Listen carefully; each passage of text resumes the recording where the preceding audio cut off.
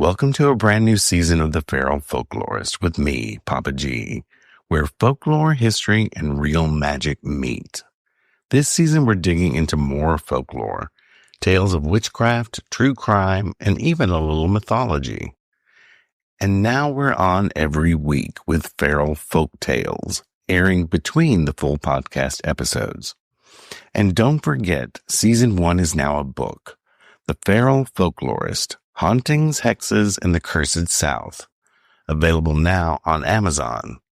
And a huge thanks to everyone for making Season 1 of the podcast such a big success. So Season 2 starts right here, right now.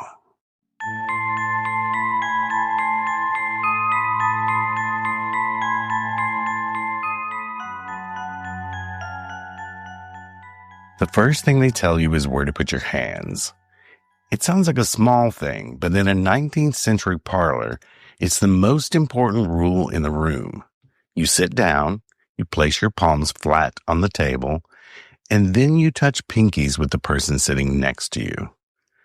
They tell you that if you break that connection, if you pull your hand away because you're scared or because your leg is cramping, the whole thing will fall apart. You're told that you are part of a circuit. You're not a person anymore. You're a piece of the machinery. It's 1890. Outside, the world is moving fast, but inside this room, everything has slowed down to the pace of a heartbeat. They've pinned the heavy velvet curtain shut. They've locked the door. They've even sent the children to another part of the house so the noise won't interfere with anything. Then the lamp goes out. Now you're sitting in total darkness with 6 strangers. You can hear the man to your left breathing, these heavy, ragged breaths. And you can feel the heat from the woman to your right. And you wait. You aren't waiting for a ghost to jump out of the closet. You're waiting for a sound. It's a singular sharp noise. It sounds like someone just took a knuckle and banged it under the underside of the table. Nobody moves. Nobody asks who's there, because you've already been told how this works. You stay silent. You stay seated. You let the medium do the talking. Across the table, the woman in the lead chair has gone perfectly still. She isn't shaking. She isn't doing a performance. She's just sort of gone. And when she finally opens her mouth, the voice that comes out isn't the one she used to greet you at the door. This isn't about belief. It's about the fact that everyone in this room has agreed to be governed by a sound in the dark. I'm Papa G, and this is the Feral Folklorist. And tonight we're talking about the séance. Not whether the dead can actually talk, but what happens to the living once they start answering back.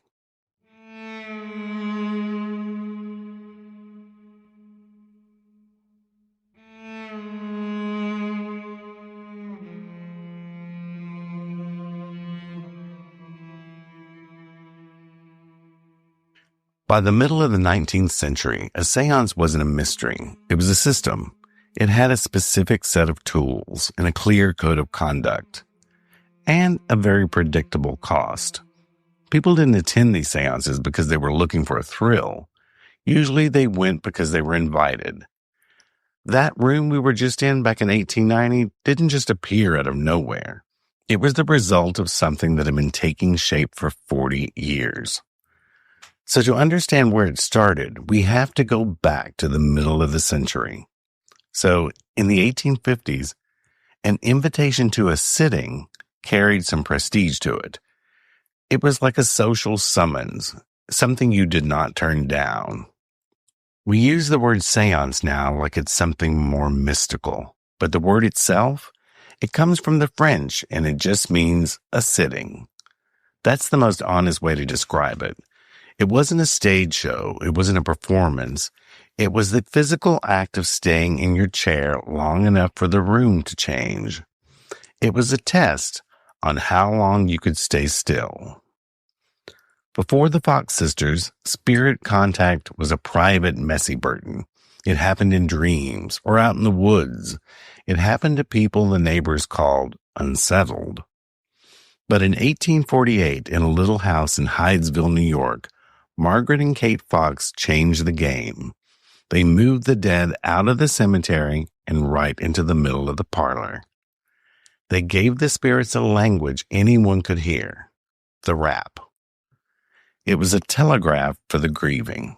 1 knock for yes, 2 for no. It was mechanical and simple. And because it was so simple, it was incredibly easy to copy. The Fox sisters didn't need a temple. They just needed a table. Once they showed people how to listen for that sound, the practice traveled like a fever. It moved from house to house. Neighbors watched the sisters. Then they went home, sat at their own kitchen tables, and waited for their own floorboards to creak. By the 1850s, sitting was a domestic ritual, as common as morning tea. But it was happening behind locked doors, and the rules were getting a little stricter. When you entered a room for a séance, you were agreeing to behave. The lamps were lowered, not for mood, but because the medium told you the work required darkness. Ordinary conversation stopped. You were told to keep your feet flat and your hands still. If a knock came from under the floor, you didn't jump up to check. You stayed in the circuit. The medium was the one who held that circuit together. And in those days, the medium was almost always a woman. Think about that world. Women were expected to be quiet, submissive. They weren't allowed to vote. But in the séance room, she had absolute authority. When she sat in that lead chair, she was the gatekeeper. She decided who got to ask the questions. She decided when a spirit was finished with you. And if a room full of powerful men wanted answers about their business or their families, they had to sit in the dark and wait for a young woman to give them permission to speak. It wasn't just about ghosts. It was about power. It was a way for a woman to exert agency in a system that didn't offer her any. But that power had a catch. The medium had to disappear. She had to claim she wasn't the one speaking. She had to become a vessel to be taken seriously. So as the years went on, the sittings got more formal. In Europe, Allan Kardec tried to turn these raps into a science. He called it spiritism. He wanted to turn the séance into a classroom. And under Kardec, the dead weren't just relatives anymore. They were teachers. They were philosophers. These messages were recorded in leather-bound books, and they were cross-referenced. They were turned into spiritual laws. So the authority shifted again. It wasn't just a voice in the dark anymore. It was a bureaucracy of the afterlife. Then came the professionals. People like Daniel Douglas Home. He was the superstar of the day. He didn't just produce knocks. He produced impossibilities. Accordions would play while they floated in the air, or heavy dining tables would tilt until they were nearly vertical, but the inkwells on the top wouldn't slide off. So Home was searched. He was tied up. He was watched by kings and scientists, and for decades, no one caught him in a lie. But even in those high-stake rooms, the behavior never changed. There was silence, compliance, and observation without interference. If you broke the circle, you were told you were contaminating the vibrations.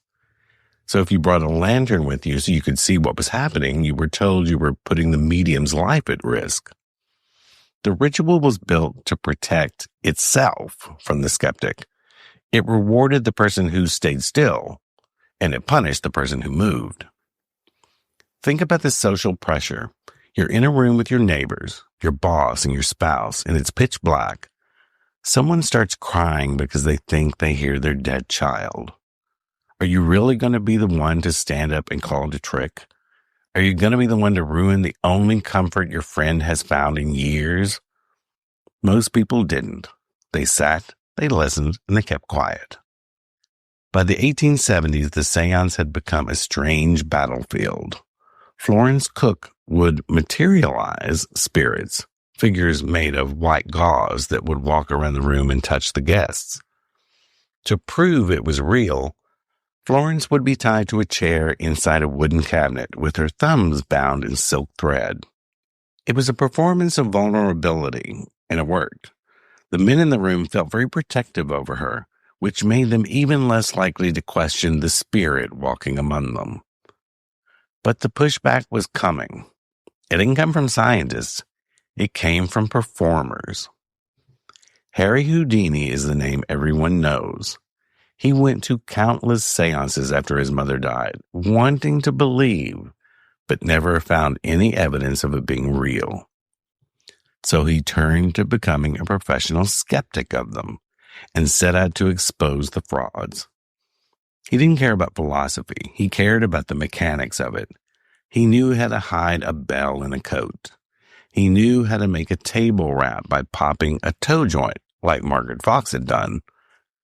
And he spent the end of his life on a crusade, exposing every medium he could find. He thought that if he could show the wires, the trick behind everything, the movement would die. He thought logic would win. He was wrong. Houdini would expose a medium on a Monday, and on a Tuesday, the medium's followers would be right back in the parlor. They didn't go back because they were stupid. They went back because the habit of the sitting was stronger than the evidence of the fraud. Once a family starts asking a medium for advice on their bank account or who they should marry, they stop knowing how to make decisions on their own. The seance had become the authority in the house. If the spirit was a fake, the advice still felt real, and the comforts was still real. Exposure didn't kill the seance, it drove it deeper into the home. It made people more protective. They moved the sittings into back rooms, and they turned the seance into a family secret.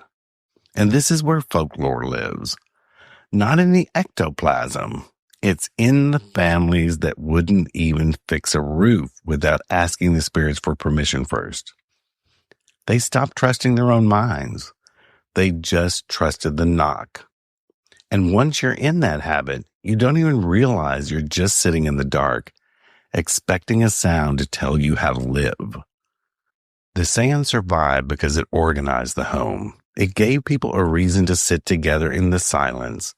And once you give people a reason to sit still and wait for an answer, you don't actually need the dead to speak. You just need the room to stay quiet.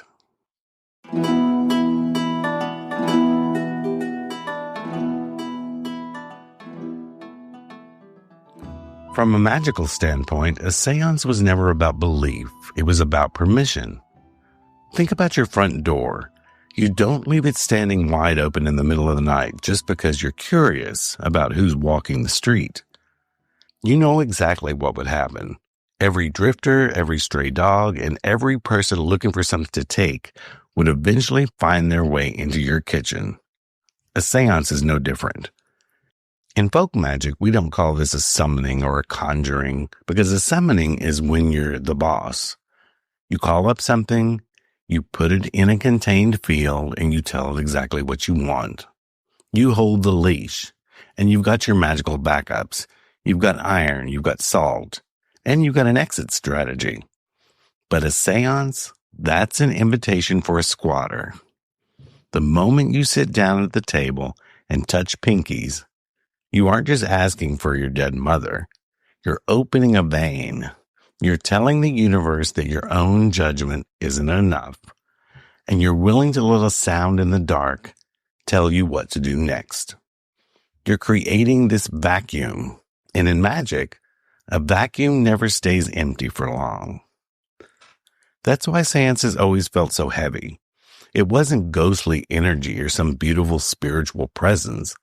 It was the weight of a dozen strangers, some dead, some just static, all trying to crowd into the same small room because you left the light on and the door unlatched. Traditional workers, the root workers and the old-time conjurers, they weren't always fans of seances. Not because they didn't believe in spirits, but because they knew that static is easier to catch than truth. See, when you open a door without a name on it, you don't get a teacher, you get a parasite. The risk isn't that a ghost is going to jump out of the shadows and strangle you. This isn't a movie. The real risk is that the voice moves into your house and starts making itself comfortable. It starts eating up your time. It starts eating your attention. This is what happens to people who do this work every week without closure. They stop trusting their own eyes, and they start seeing signs in the way their toast burns or how a bird hits the window. They become addicts to the next message. And they become so convinced that they can't buy a new suit or sell a piece of land until the table knocks 3 times to give them the okay. In the metaphysical community, we talk about low-level spirits. Now, these aren't demons. They're just sort of junk. They're the echoes of people who have nothing better to do than hang around and mimic the things you want to hear. They're like a radio station that only plays static and commercials. But because you're so desperate for music, you convince yourself it's a symphony. The messages start out small, like a name or a date, something to prove they're here. Tell Mary I found the locket. That's the hook. It feels good. It feels like a miracle. But then the demands start. They're subtle at first, like don't trust your brother, or wait for me to speak before you sign that paper, or don't go in the cellar today. Once a voice is accepted as external, you sort of stop arguing with it. If you doubt it, the medium tells you that you have disturbed the vibrations or something like that. But if you challenge it, the other sitters turn on you because you're ruining their comfort. The system is built to protect the voice, even if that voice is just a bored spirit or a clever fraud with a toe joint that pops. From a magical perspective, a domestic séance is a circuit with no fuse. It just keeps running until it burns the house down from the inside out. I want you to think about the physical cost of that. When you keep a room open like that, the air changes. People in these houses started reporting a specific kind of exhaustion, not just being tired, but like a grayness in the skin and a heaviness in the hips, a feeling like the house itself was leaning on them. Old-timers in the South would look at someone who spent too much time in a seance parlor and say they looked hollowed out. It's because you're being used as a battery. The spirit isn't bringing in its own power to the table. It's using yours. It's using the friction between your pinky and your neighbor's, and it's using the heat in the room. And it's using your belief to fuel its stay. As we've alluded previously, the Fox sisters eventually confessed to the fraud. Margaret Fox stood on a stage in 1888 and showed the world exactly how she produced the raps by clicking her big toe against the floor. She told the truth. But it didn't matter, because by then, the sitting wasn't about the Fox sisters anymore. It was about the fact that thousands of families had already handed the keys to their houses over to the dark. They had already been trained to be silent. They had already been trained to wait for an answer instead of looking for one. Once you've been trained to be a vessel, it doesn't matter if the person who trained you was a liar. The shape of your life has already changed. You've become a person who waits, a follower. And that's the most dangerous kind of magic. It's the kind that doesn't scream at you. It just sits in the corner of your parlor, makes itself at home, and waits for you to ask it another question. In the old days, they knew that if you invited a guest, you had to be able to tell them when to leave. If you don't have a license to depart, you don't have a ritual. You just have a squatter. And the squatter never really leaves just because you ask it nicely.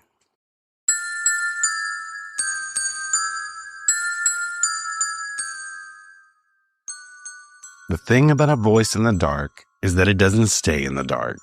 It follows you into the kitchen. It sits with you at the breakfast table. It starts to color the way you hear everything else. In the houses where seances were a weekly habit, the effects didn't vanish when the lamps were relit. The words that came through the medium, the warnings, the half-finished sentences, they're repeated for days in conversations. Usually no one had to say where the words came from. You'd hear a mother tell the doctor, "We were told to wait a little longer," or a father tell his business partner, "The warning was pretty clear, we can't do this deal." Once a voice is accepted as coming from elsewhere, it gains this kind of immunity, and disagreeing with it feels different than like disagreeing with a neighbor. It feels like you're trying to argue with the laws of nature. That's the real haunting. It's the haunting of the will. You see it in the way these families lived. They stopped moving. They wouldn't take a new job. They wouldn't end a marriage that had already gone cold. They wouldn't sell a piece of land. Why? Because they were waiting for a specific sign to confirm the move, or waiting for a knock that never came. They turned the whole world into a giant, unclosed seance. So they handed their authority over to the wind and the floorboards that were knocking in the house. In the old days, you could see the toll this took. People described a specific kind of silence that settled into these homes. And it wasn't sort of a peaceful silence either. It was the silence of a house where people had simply stopped making their own choices. The rooms changed too. The parlor where the sittings happened, it started to feel, thin in the air. People stopped using it for ordinary things. They wouldn't sit in there to read the paper. They wouldn't stand there to put on their coat before they went out. They treated that room like a tomb or a cage. There are stories of homes where the work went on just a little too long, that the family eventually stopped opening the door to that room altogether. They didn't call a priest. They didn't try to cleanse it. They just gave up the territory. They allowed the air in that room to stay crowded with unfinished conversations, and they moved their lives into the smaller, louder parts of the house just to get away from the quiet. That's the behavior of an open channel. When you don't know how to close a conversation, you end up surrendering the house to the silence. The Victorian séance was sold as a way to bring comfort, a way to prove that love doesn't die. But the behavior tells a different story. It made the dead more demanding than the living, and it made the past more important than the future. It turned a home into a waiting room for a voice that never quite finished what it had to say. This didn't require a ghost to be in the room. It only required the living to stay in the habit of listening for one. Even years after the seances stopped, you'd still see people in these houses checking the way birds flew or how the wind hit the eaves to see if that's what made a sound. They were looking for an answer in the static of the world because they didn't trust the one in their own gut. So the sitting never really ended. They just forgot they weren't still sitting in that chair. In some households, the only way they got their lives back was by getting rid of the furniture. They didn't burn the house down, and they didn't call in for a miracle. They just took the table out to the barn and left it there. They decided that the noise in the kitchen was better than the silence in the parlor.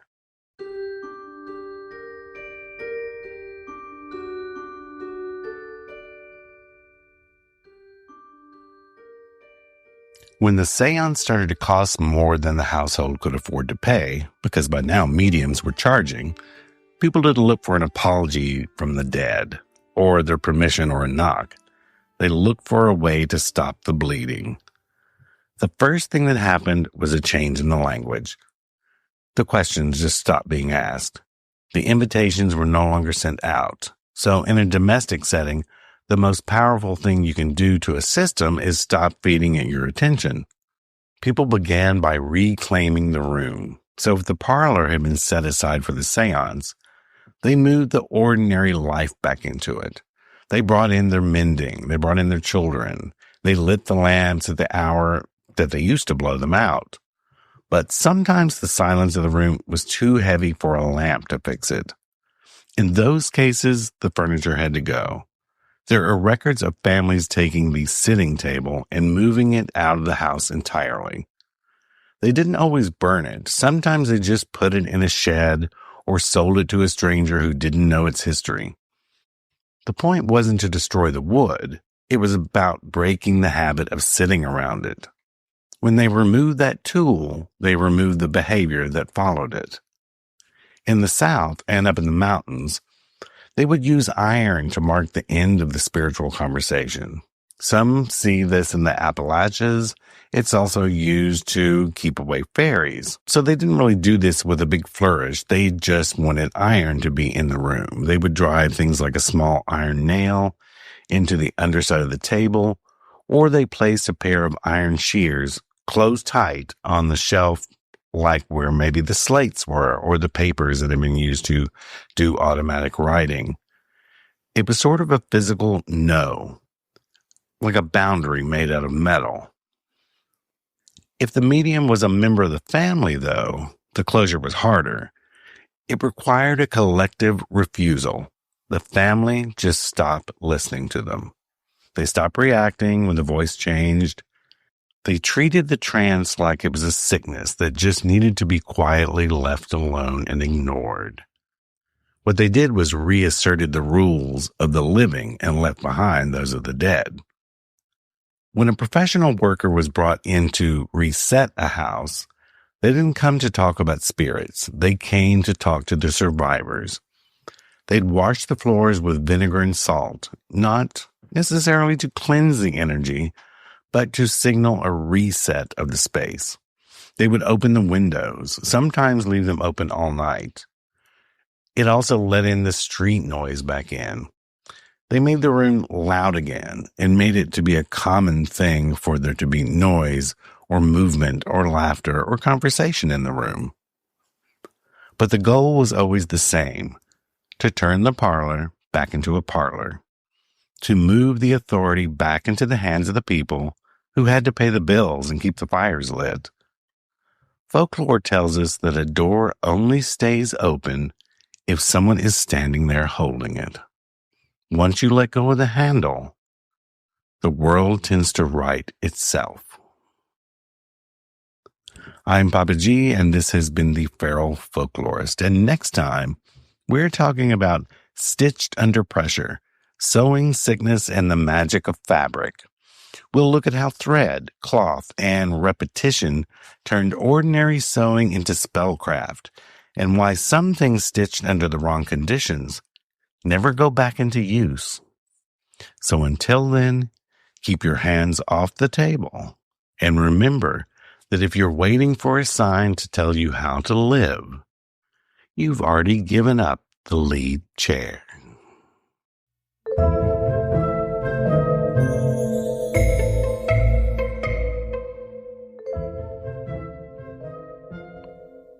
If you'd like to hear the After the Show episode where I go deeper into the folklore, spill a little extra dirt, and sometimes rant just a bit, consider becoming a patron over on my Patreon at patreon.com/PapaG. You can find the official site for the podcast at feralfolklorist.com. And if you need spell supplies for any of the workings we talk about on the show, our metaphysical shop, Aromages Botanica, has been weaving magic for over 25 years. That's over at aromages.com.